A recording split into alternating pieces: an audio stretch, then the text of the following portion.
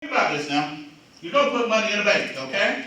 You know, we've all been taught, work hard, you know, save some money, put it in the bank. We've all been told that one time or another in our lives. Am I correct? All right, so you go down, you put $1,000 in the bank. You get 2%, that's $20.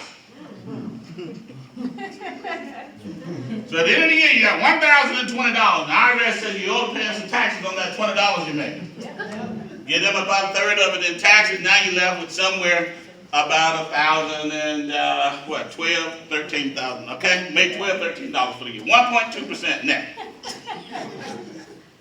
There's a formula out there called Rule 72. It tells you how long it's going to take for your money to double. So you divide 72 by the interest rate. So if you were getting 2%, 72 divided by 2 is 36. Put $1,000 in the bank in 36 years, you'll have $2,000.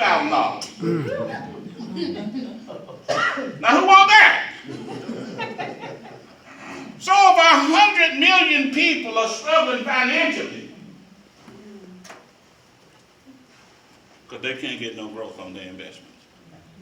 Over 100 million people. So we educate you on how to go get it, how to put your money where the bank put your money. See, if you put the $1,000 in the bank, it ain't in the bank. They loan it out to companies to build businesses, for cars, for credit cards, and more. So we show you how to invest the same place they invest, and then you start getting 8 to 12% on your money instead of 2 to 3%.